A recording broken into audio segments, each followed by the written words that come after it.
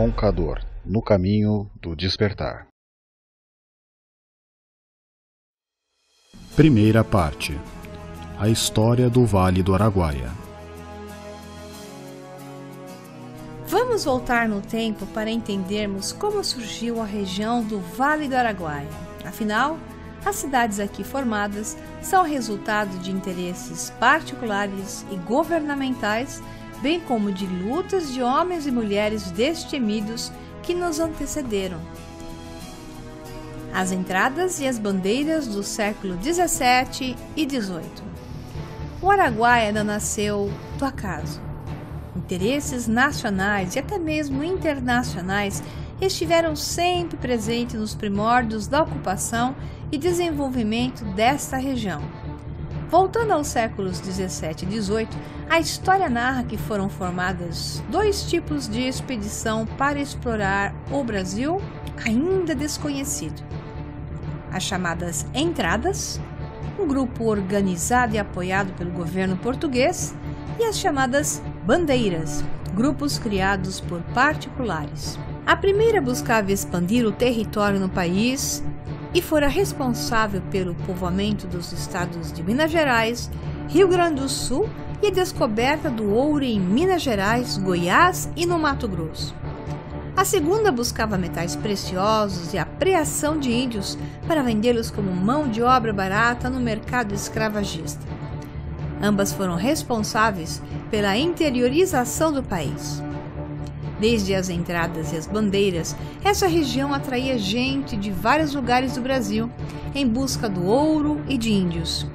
Em 1667, os bandeirantes Campos Bicudo e Bartolomeu Bueno da Silva, pai, e seu filho, de mesmo nome, chegaram à região do Araés, local onde hoje está situado a mineração NX Gold, no município de Nova Chavantina.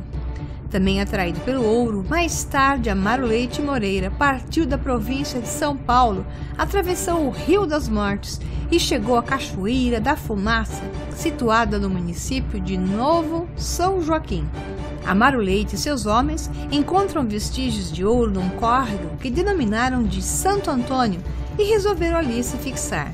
Deu-se então início a um pequeno povoado, o primeiro da região, que até então não havia sido ocupada por civilizados. Ao visitar os municípios do Araguaia, nos deparamos com muitas ruas, avenidas, rios e escolas que receberam o nome de Couto Magalhães, e aqui em Campinápolis não é diferente. Para entendermos o porquê dessas homenagens, necessário se faz conhecermos quem foi José Vieira Couto Magalhães e qual a sua importância na história da região do Vale do Araguaia.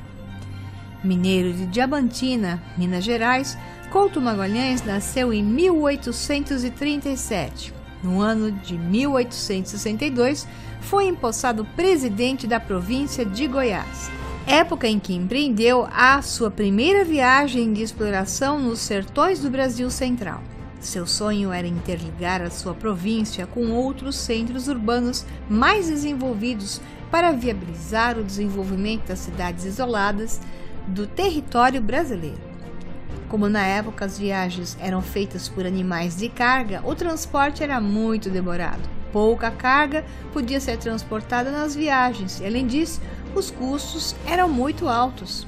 O plano de Couto Magalhães era ligar a Foz do Amazonas à da Baía do Prata, através da navegação pelos rios Araguaia, Tocantins, Taquari, rumo ao sul. Couto Magalhães inaugura a navegação no Araguaia. Considerado um homem sonhador e utópico, em 1868, Couto adquiriu um barco a vapor que se achava no Rio Paraguaio e, desmontando-o, transportou-o até o Rio Araguaia por terra. Além do barco a vapor desmontado, transportou também material de uma oficina para armá-lo e fazê-lo funcionar novamente. Graças à sua coragem e teimosia em acreditar na possibilidade de navegação desses rios, em 28 de maio de 1868, foi inaugurada a navegação nos rios Araguaia e Tocantins, em viagens perigosas, enfrentando todo tipo de adversidades. Numa dessas viagens, o coronel Couto Magalhães chegou ao Rio das Mortes e, subindo por este, alcançou a região do Araés, mais precisamente na altura onde hoje está a cidade de Nova Chavantina. Couto Magalhães foi um homem muito culto. Era formado em direito, matemática e falava várias línguas, dentre elas o inglês e o alemão, e também inúmeros dialetos indígenas. Ainda escreveu vários livros, dentre eles Viagens ao Araguaia, As Expedições do Século XX e O Vale do Araguaia, A Saga do Coronel Fawcett, a história do militar britânico desaparecido na Amazônia em busca de uma nova civilização, é contada em livro e ganha as telas. Mas de qualquer forma, a ideia do Indiana Jones é muito inspirada nas histórias do Coronel Fawcett. Precisamente no século XX, o Araguaia despertou interesses nacional e internacional por conta da mística Serra do Roncador, das belezas do Rio das Mortes, dos bravos índios chavantes e, é claro, do ouro existente na região. Com todo esse potencial a ser explorado e de outros interesses, inclusive militares, a região passou a receber várias expedições apoiadas pelo governo, em virtude do plano de ocupação da parte central do Brasil. Dentre as principais expedições, destacam-se a do Coronel Fawcett, Bandeira Piratininga e as expedições Roncador-Xingu. Tais expedições eram acompanhadas pela imprensa nacional e internacional, que noticiava os acontecimentos com bastante entusiasmo à época, fazendo chegar os fatos em várias partes do mundo, dando notoriedade à região em âmbito nacional e internacional. A Expedição do Coronel Fawcett e a Serra do Roncador. Em 1906, o pesquisador inglês Percy Harrison Fawcett iniciou a exploração da Amazônia, passando a juntar pistas que o levavam a acreditar na existência de uma civilização muito mais antiga na selva. Depois de anos recolhendo evidências, em 1925 adentrou o Brasil em sua parte central, rumo ao Araguaia, juntamente com seu filho Jack, de 21 anos, e o amigo Raleigh Himmel, à procura de uma cidade perdida que misteriosamente chamou de Z. De posse de vestígios e de uma estatueta que ganhara de presente de um amigo e com procedência no Brasil, Fawcett acreditava que Z, a cidade perdida, ficava no Araguaia e que a porta para ela se encontrava na Serra do Roncador. Atrás desse ideal, em 1929, Fawcett desapareceu na mata e tornou-se um grande mistério para o mundo. A partir de então, centenas de exploradores, cientistas e aventureiros mergulharam nas matas em busca de vestígios do Coronel Fawcett, bem como da cidade perdida. A saga do Coronel Fawcett foi muito importante à época e até hoje inspira escritores, autores e produtores. Dela nasceram os livros O Enigma do Coronel Fawcett, O Verdadeiro Indiana Jones, de M.S. Leal, editora Nova Fronteira, e Z, A Cidade Perdida, de David Graham, editora Companhia das Letras. Até os dias atuais, não faltam no mundo cientistas e pesquisadores buscando entender o desaparecimento de Fawcett no Araguaia. Vamos conhecer agora a história que envolve o nome de um rio que era então considerado belíssimo, embora agora tenha as águas marrons, barrentas, tal qual o Araguaia era conhecido pelas suas águas cristalinas, o Rio das Mortes. Na década de 30, o Roncador fascinava o mundo. Aventureiros, pesquisadores e sertanistas vinham para cá com o objetivo de conquistar esta serra.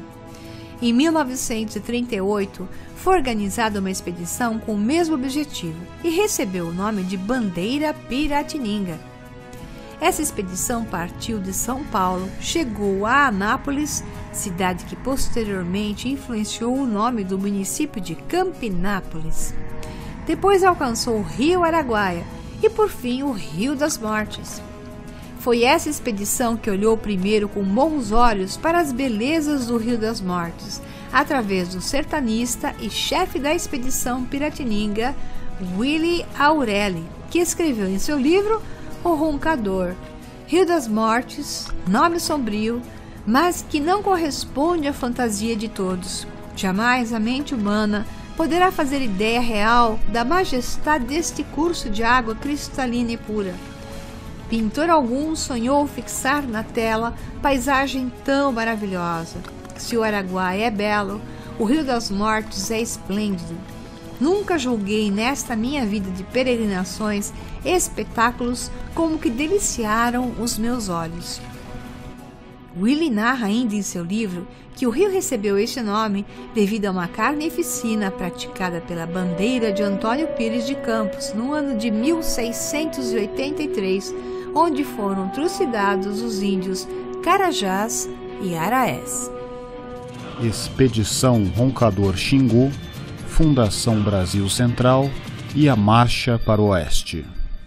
A Expedição Roncador Xingu foi um projeto de desbravamento e ocupação do centro-oeste brasileiro que ocorreu nos anos de 1943 e 1944.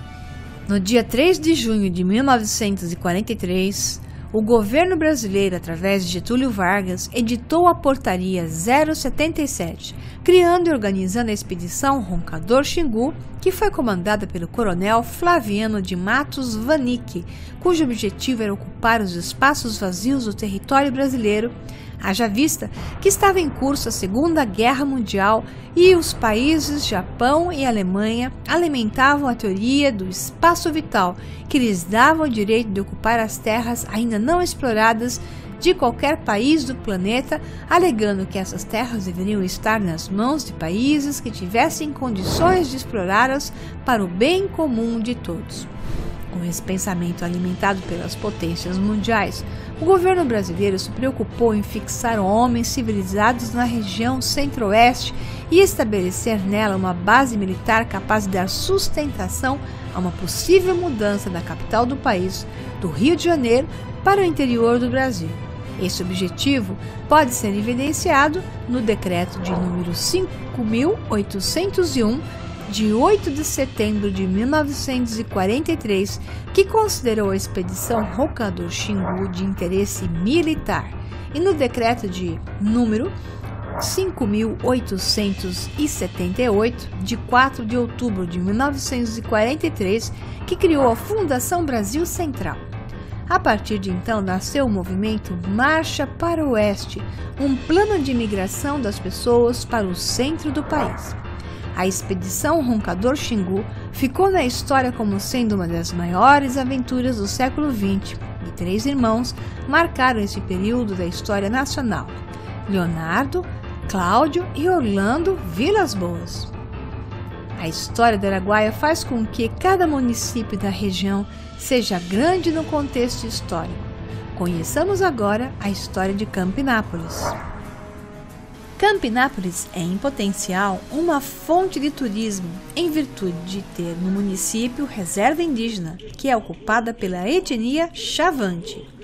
O índio Chavante, com sua língua, rituais, crenças, mitos e lendas, tem atraído olhares de pesquisadores, ufólogos, místicos e curiosos de várias partes do Brasil e do mundo que vêm ao município em busca do conhecimento da cultura indígena Chavante, bem como de relatos de aparições de vidas subterrâneas ou mesmo de OVNIs, objetos voadores não identificados.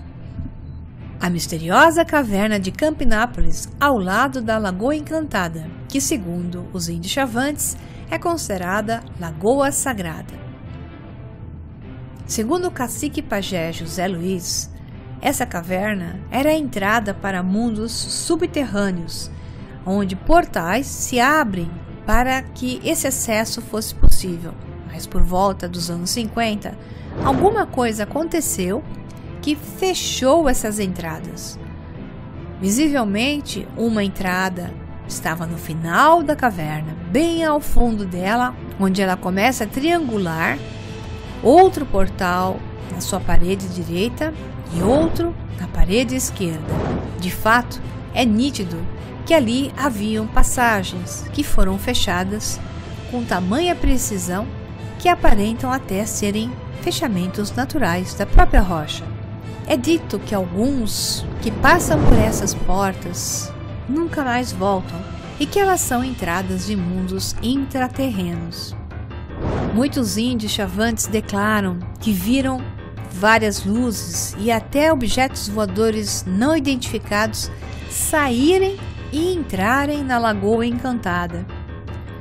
E dentro das cavernas poderia existir um tipo de humanoide, uma mistura entre um homem e um morcego. Por isso mesmo surgem as lendas dos homens morcegos, que eu acabei aproveitando no meu segundo livro, que é da trilogia O Sol Negro, A Cidade Secreta do Vril, onde os homens morcego travam uma luta com os homens da Sociedade Vril dentro da caverna de Campinápolis. Os mistérios da Lagoa Encantada vão muito além dos avistamentos de luzes que entram e saem da lagoa e até de objetos voadores não identificados. Um dos mistérios que pode ser comprovado cientificamente, através de mensurações, é que a lagoa, independentemente da estação do ano, mantém-se com as águas límpidas, cor esverdeada, sempre no mesmo nível de água e até hoje nunca conseguiram achar a profundidade dela. Por esses motivos, acredita-se que a lagoa esconde um grande mistério. Esses relatos em relação a luzes que entram e saem da lagoa podem ser encontrados em dezenas de relatos, se não centenas de relatos de pessoas que estiveram na região ou que vivem na região e presenciaram essas luzes entrando e saindo. De fato, devido à quantidade de pessoas que narra o mesmo feito, é para ser levado em consideração e estar além do mito. Um ponto muito interessante para viajar até a região é o turismo ecológico, onde encontramos cachoeiras, matas e cerrados e hotéis e restaurantes de grande qualidade. O ponto mais alto certamente fica a subida da Serra do Roncador e a visita às cachoeiras.